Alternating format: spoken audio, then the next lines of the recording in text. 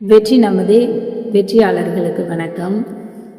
12ஆம் வகுப்பு பொதுத் தேர்வுக்கு ஆர்வமோடு தயாராகி கொண்டிருக்கக்கூடிய அன்பு மாணவ கண்மணிகளுக்கு இப்போ நமக்கு தேர்வுக்கான ஒரு வார காலம்தான் இருக்குது. அடுத்த வார திங்கட்கிழமை நாம் என்ன செய்கிறோம், பொதுத் தேர்வு எழுத இருக்கிறோம்.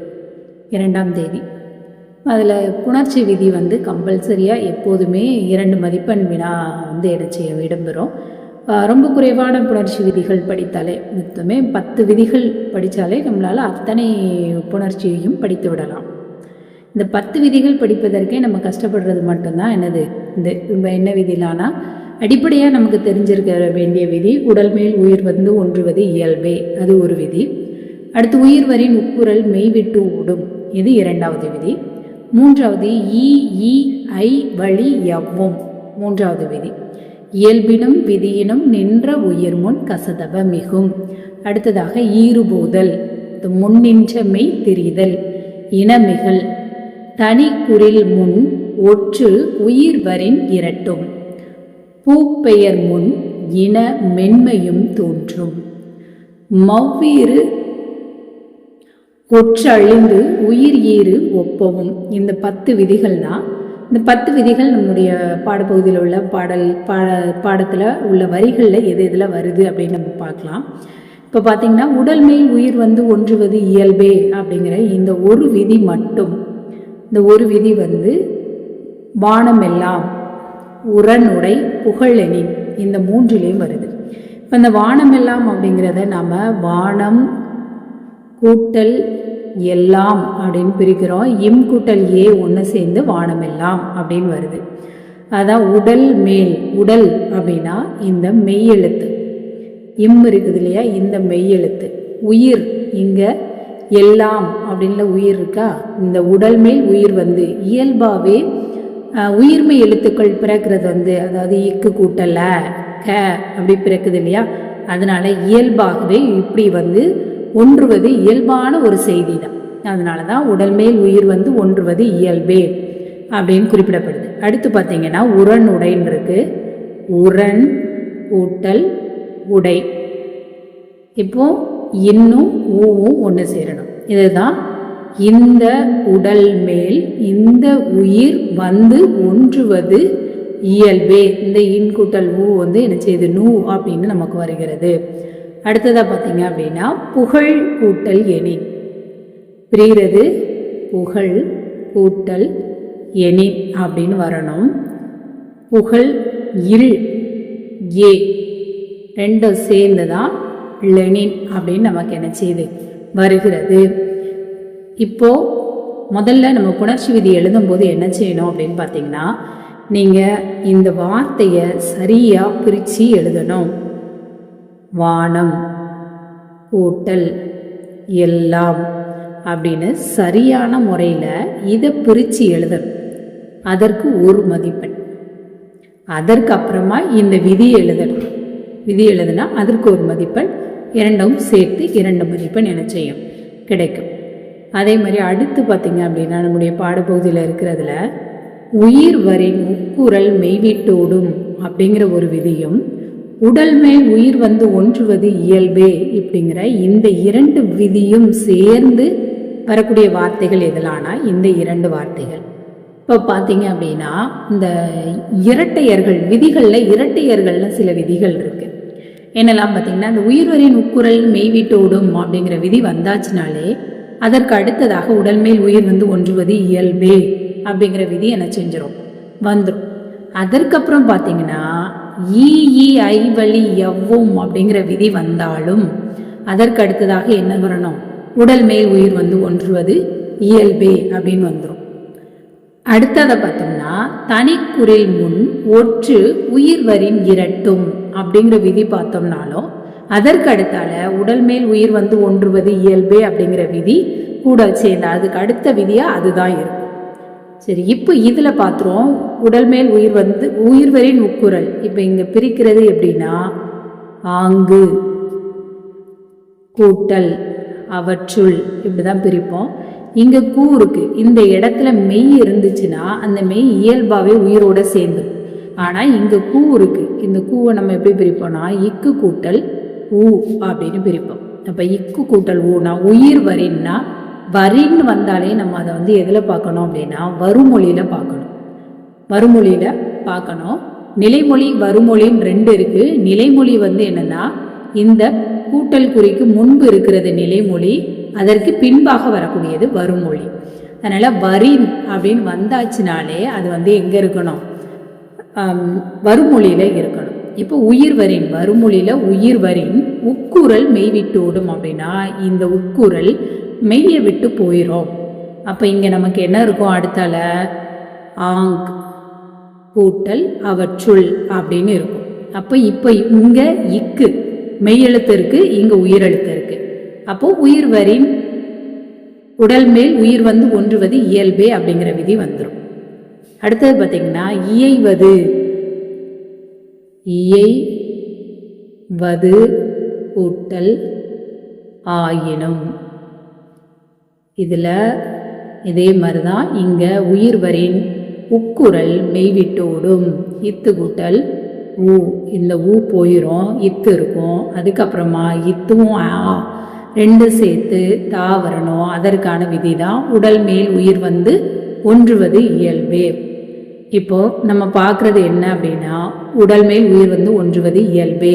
அந்த விதி வரக்கூடிய வார்த்தைகள் வானமெல்லாம் உரனுடை புகழெனேன். அதற்கப்புறமா ஆங்கவற்றுள் இயைவதாகினும், இந்த இரண்டு வார்த்தையிலும் இரண்டு விதிகள் வருகிறது. அடுத்தது பார்த்தோம் அப்படின்னா ஈறுபோதல் அப்படிங்கிற விதி மட்டும் வரக்கூடிய வார்த்தை செம்பருதி. இதை எப்படி பிரிக்கணும், செம்மை கூட்டல் பருதி. இப்போ இந்த மை விகுதி மட்டும் போகிறதுக்கு ஈறுபோதல் அப்படிங்கிறது. இப்போ இதுக்கு நம்ம இந்த மாதிரி ஒன்று பிரிக்கிறதுக்கு ஒரு மார்க்கு, இந்த ஈறுபோதல் அப்படிங்கிற விதியை எழுதுறதுக்கு ஒரு மார்க்கு. இப்போ முதல்ல இப்படி பிரித்து எழுதிடணும். அதுக்கப்புறம் ஈறுபோதல்னு விதிப்படி செம் கூட்டல் பருதின்னு எழுதணும். அதுக்கப்புறம் போட்டு செம்பருதி அப்படின்னு சேர்த்து எழுதணும். வார்த்தையை முடிக்கும் போது இந்த 3 படிநிலைகளில் நம்ம என்ன செய்யணும், முடிக்கணும். அடுத்ததாக பார்த்தோம் அப்படின்னா விதி 2 விதிகள் வரக்கூடியது, ஈறுபோதலும் முன்னின்ற மெய் தெரிதல் அப்படிங்கிற 2 விதிகளும் வரக்கூடிய சொற்கள். எதுன்னா செந்தமிழே வெங்கதிர், இது ரெண்டும். இப்போ இந்த செந்தமிழே அப்படிங்கிறத நம்ம எப்படி பிரிக்கணும், செம்மை கூட்டல் தமிழே அப்படின்னு பிரிப்போம். இதில் முதல்ல மை விகுதி போகிறதுக்கு விதி ஞாபகம் வச்சுக்கோங்க. மை விகுதி போகணுன்னாலே ஈறுபோதல். ஈறுனா என்னது, கடைசி. ஈறுனா கடைசி. அப்போ இந்த ஈறு இந்த கடைசி போகிறதுக்கான விதி தான் அது ஈறுபோதல். அடுத்து பார்த்தோம் அப்படின்னா முன் நின்ற மெய் தெரிதல். முன் நின்ற வரும்னு சொன்னால் வருமொழியில் பார்க்கணும்னு பார்த்தோம். முன் நின்ற அப்படின்னு வந்தால் நிலைமொழியில் பார்க்கணும். இப்போ முன் நின்ற மெய் தெரிதல். முன் நின்ற மெய் எது, இம் இருக்கு. இந்த மெய் வந்து இந்த இதுக்கு இனமாக, தகரத்திற்கு இனமாக இந்தாக திரிகிறது, ஒன்றி இன்னொன்றாக மாறுகிறது. அதுதான் இந்த எனது முன் நின்ற மெய் தெரிதல் அப்படிங்கிறது. சரி, அடுத்ததாக பார்த்தோம் அப்படின்னா வெங்கதிர். வெங்கதிர் நம்ம எப்படி எழுதணும், பிரிக்கிறது வெம்மை கூட்டல் கதிர். இப்போ இதில் ஈறு இதுதான் ஈறுபோதல், மை போயிடும். இப்போ இந்த ககரத்திற்கு இனமாக முன் நின்ற மெய், முன் நின்ற மெய் வந்து இந்த இம்மு தான். இதற்கு இனமான இங்காக திரிகிறது, முன் நின்ற மெய் திரிதல். அடுத்ததாக பார்த்தோம் அப்படின்னா நமக்கு ஈறுபோதல் இனமிகள். இனமிகள் இங்கே இதை எப்படி பிரிப்போம், அருமை கூட்டல் காணம். இந்த அருமை மை வந்தாச்சுனாலே ஈறுபோதல், கண்ணை மூடிட்டு விதியை போட்டுடலாம். இப்போ அரு கூட்டல் காணம் தான் இருக்குது, நமக்கு இங்கு வரணும். இப்போ இங்கெல்லாம் பிரிக்கும் போது பார்த்தோன்னா இம்மு இருந்துச்சு, இம்மு தான் இங்கா மாறுச்சு, அதனால முன்னின்ற மெய் தெரிதல்னு போட்டோம். ஆனால் இங்கே வந்து என்ன செய்யலை, மை போயிட்டுனா அரு காணம் தான் இருக்குது, அரு காணம்னு இருக்குது. அப்போ இங்கே இங்கு வரணும். அப்போ இந்த ககரத்திற்கு இனமான இன எழுத்து வருது இங்கு. இணை எழுத்து வர்றதுனால என்ன செய்கிறோம், அருங்கானம் அப்படின்னு போடுறோம். அடுத்ததாக பார்த்தீங்கன்னா இந்த விதி ஏற்கனவே நான் சொன்னேன். இந்த விதியோட உடன்பிறப்பு விதியாக உடல் மேல் உயிர் வந்து ஒன்றுவது இயல்பே வரும் அப்படின்னு சொல்லிட்டு பாருங்க. ஈ ஐ வழி எவ்வும். இந்த ஈ ஐ வழி எவ்வும் அப்படிங்கிற விதி எப்படி வரும்னு பார்த்தோன்னா, இந்த வார்த்தையை எப்படி பிரிப்போம், உன்னை உன்னை கூட்டல் அல்லால் அப்படின்னு நம்ம பிரிக்கிறோம். அப்படி பிரித்ததுக்கப்புறம் பார்த்தோன்னா இங்கே நமக்கு எகரம் முதல இடையே வந்திருக்கு. இந்த இது வந்து முடிகிறது எப்படின்னா இன் கூட்டல் ஐ. அப்போ இதுவும் உயிர், இதுவும் உயிரும். உயிரும் உயிரும் என்ன செய்யாது, சேராது. மெய்யும் உயிரும் தான் சேரணும். உயிரும் உயிரும் சேராது, மெய்யும் மெய்யும் தான் சேரணும். அதுக்காக வேண்டிதான் இந்த உயிரும் உயிரும் சேர்றது எப்படி புணரும் அப்படின்னு பார்த்தோன்னா உடன்படுமை வரும். உடன்படுமை 2 இருக்கு. இவ் அப்படின்னு 2 இருக்கு. ஆனால் நமக்கு இங்கே எல்லாமே வந்திருக்குது இந்த யகரம் வரக்கூடியது மட்டும்தான். வகரத்துக்கு வேற ஒரு விதி இருக்குது. அதனால் நம்ம இந்த விதியை மட்டும் இப்போ நல்லா தெளிவாக தெரிஞ்சுக்கிட்டோம்னா போதுமான ஒன்று. சரி, இப்போ வந்து உன்னை அதில் இந்த ஐ வந்து என்ன செஞ்சோம், இன் கூட்டல் ஐன்னு பார்த்தோம். இதில் வந்து என்ன செய்கிறது, இந்த ஐ இந்த ஐ வந்திருக்கிறதுனால எவ்வும் இடையில யகரம் பெற்று வரும். அப்போ உன்னை உன்னை கூட்டல் ஈ கூட்டல் அல்லால். இப்போ பார்த்தீங்க அப்படின்னா இங்கே இருக்கிறது மெய், அடுத்து இருக்கிறது உயிர். அப்போ மெய்யும் உயிரும் இருக்கும்போது உடல் மேல் உயிர் வந்து ஒன்றுவது இயல்பேன்னு விதியை போட்டு நம்ம என்ன செஞ்சிடலாம், சேர்த்து எழுதி விடலாம். அடுத்ததாக பார்த்தீங்கன்னா தனி யாழி எழுதும்போது என்ன செய்யணும், தனி கூட்டல் ஆழி அப்படின்னு நம்ம எழுதணும். பிரித்து எழுதிட்டு இங்கே பார்த்தீங்க அப்படின்னா இன் கூட்டல் ஈ. இப்போ ஈ பார்த்துட்டோமா, ஈ இருக்குது வர்றதுனால இங்கே வந்து என்ன செய்கிறோம், அடுத்து ஒரு எகரத்தை போட்டு எழுதுகிறோம், எகர உற்று போட்டு எழுதுகிறோம். அப்புறம் இது 2 சேர்ந்து உடல் மேல் உயிர் வந்து ஒன்றுவது இயல்பே. இதே மாதிரி தான் ஒருமையுடன், ஒருமை கூட்டல் உடன், ஏழை என, ஏழை கூட்டல் என.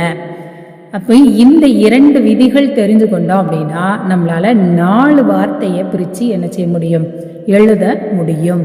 அடுத்ததாக பார்த்தீங்கன்னா ஒரே ஒரு விதி தான், இயல்பினும் விதியினும் நின்ற உயிர் முன் கசதப மிகும். இப்போ இதை பிரிக்கும் போது என்ன பிரிக்க போகிறோம், தலை கூட்டல் போல்.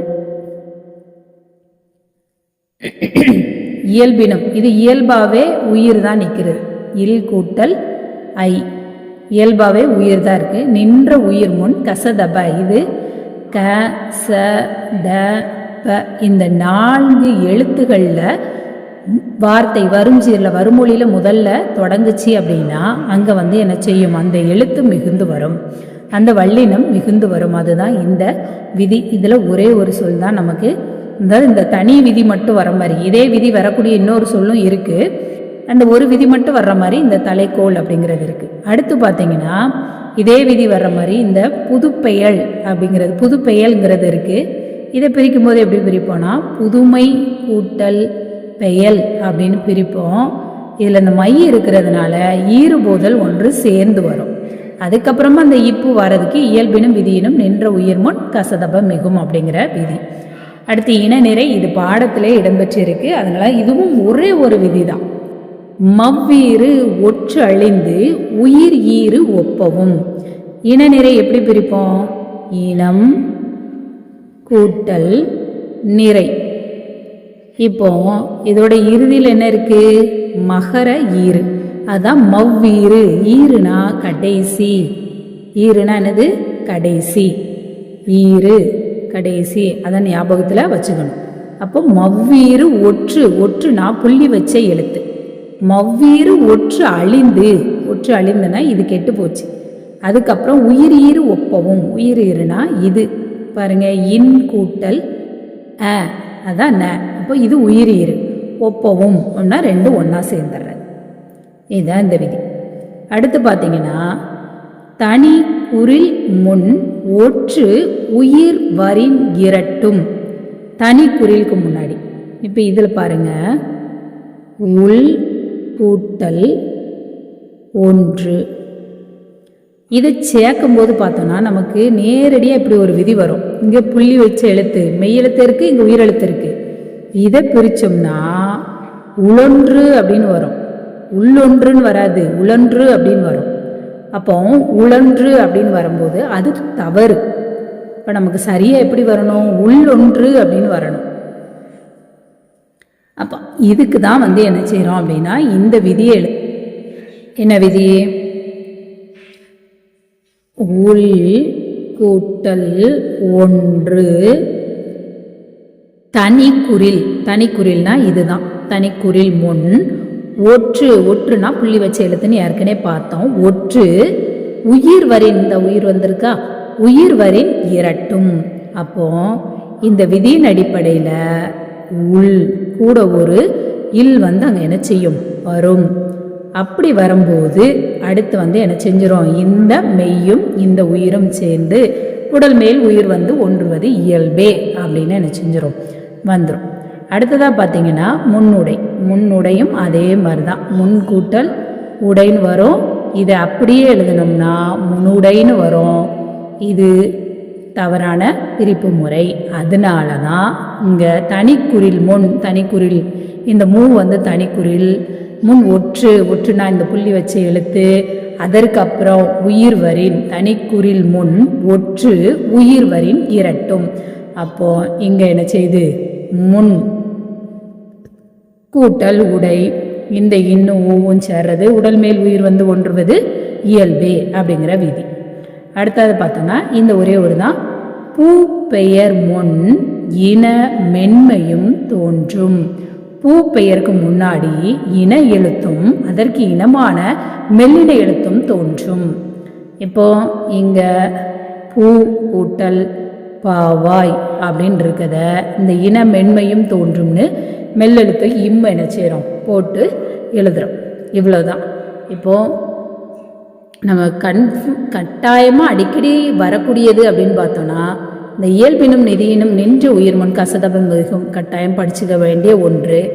அடுத்து இதுக்கப்புறம் நம்ம முக்கியமானது அப்படின்னு தேடி படிக்கிறதுக்கே ஒன்றும் இல்லை. பாருங்கள், ஈய ஐவலி எவ்வும் உடல் மேல் உயிர் ஒன்றுவது இயல்பேன்னு இந்த 2 விதி படித்தாச்சுன்னா நம்ம 4 வார்த்தைக்கு விடை எழுதி விடலாம். எப்படி பிரிக்கணும், எப்படி எழுதணுங்கிறது மட்டும் தெரிஞ்சால் போதும். அடுத்து பார்த்தீங்கன்னா ஈறுபோதல் முன்னின்ற மெய் தெரிதல் அப்படிங்கிற 2 விதியை படிச்சிட்டோம் அப்படின்னா செந்தமிழே வெங்கதிர்னு 2 வார்த்தைக்கு நம்ம விடை எழுதிடலாம். ஈறுபோதல் இனமிகள் அப்படிங்கிற விதி படிச்சிட்டோம்னா அருங்கானம் அப்படிங்கிறத எழுதிடலாம். ஈறுபோதல் மட்டும் 3 விதி. ஈறுபோதல் முன்னின்றமை தெரிதல் இனமிகள் இந்த 3 விதி படிச்சிட்டோம் அப்படின்னா 1 2 3 4 வார்த்தைகள் நம்ம எழுதிவிடலாம். அடுத்து பார்த்தீங்க அப்படின்னா இந்த உடல் மேல் உயிர் ஒன்றுவது இயல்பே. அது ஒரு விதி தெரிஞ்சிருச்சு அப்படின்னா நம்ம என்ன செஞ்சிடலாம்? 3 வார்த்தைக்கு விடை எழுதிடலாம். 3 புணர்ச்சி விதிகள் கேட்டால் நம்மளால் விடை எழுத முடியும். உயிர்வரின் உட்குரல் கேட்டால் 2 வார்த்தைகள். இந்த மாதிரி விதிகளை கொஞ்சம் பொருத்தி பார்த்து இது பண்ணுங்க. இன்னுமே உங்களுக்கு கடினமான பகுதி ஏதாவது உங்களுக்கு தேவை அப்படின்னு இருந்தால் கமெண்டில் சொல்லுங்கள். அது சம்மந்தமாக உங்களுக்கு வீடியோ என்ன செய்யலாம்? பதிவிடலாம். உங்களுடைய நண்பர்களுக்கும் பகிருங்கள். ஆசிரியர்கள் பார்த்தால் உங்களுடைய மாணவர்களுக்கு பகிருங்கள். நிச்சயமாக பயனுள்ளதாக இருக்கும். நன்றி, வாழ்த்துக்கள்.